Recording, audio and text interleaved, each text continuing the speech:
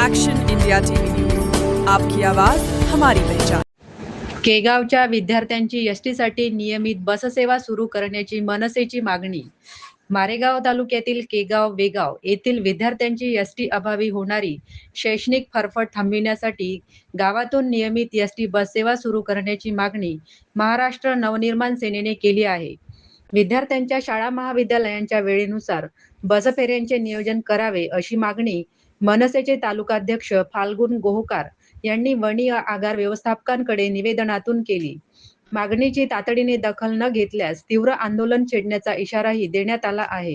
केगाव येथील अनेक विद्यार्थी दररोज शिक्षणासाठी मारेगाव शहरात परिसरातील शाळा व महाविद्यालयांमध्ये ये-जा करतात। मात्र गावातून विद्यार्थ्यांच्या सोयीच्या वेळेत नियमित एसटी बस उपलब्ध नसल्याने त्यांच्या शिक्षणाचा प्रवासच अडचणीचा बनला आहे।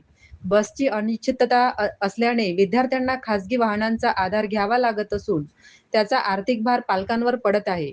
त्याचबरोबर विद्यार्थ्यांच्या सुरक्षिततेचाही प्रश्न निर्माण झाला आहे। शिक्षणासाठी रोजची धावपळ, शाळा महाविद्यालयाच्या वेळेत बस उपलब्ध न झाल्यास विद्यार्थ्यांना वेळेवर पोहोचणे कठीण होते। परतीच्या प्रवासातही बसची सुविधा नसल्याने त्यांना बराच वेळ प्रतीक्षा करावी लागते। त्यामुळे ग्रामीण भागातील विद्यार्थ्यांच्या शिक्षणावर प्रतिकूल परिणाम होण्याची शक्यता आहे। विद्यार्थ्यांना सुरक्षित आणि नियमित सार्वजनिक वाहतूक उपलब्ध करून देणे ही प्रशासनाची जबाबदारी असल्याचे मनसेने म्हटले आहे। त्यामुळे केगाव ते मारेगाव मार्गावर विद्यार्थ्यांच्या वेळेनुसार नियमित बस फेऱ्या सुरू करून त्यांचे योग्य वेळापत्रक जाहीर करावे अशी मागणी करण्यात आली आहे।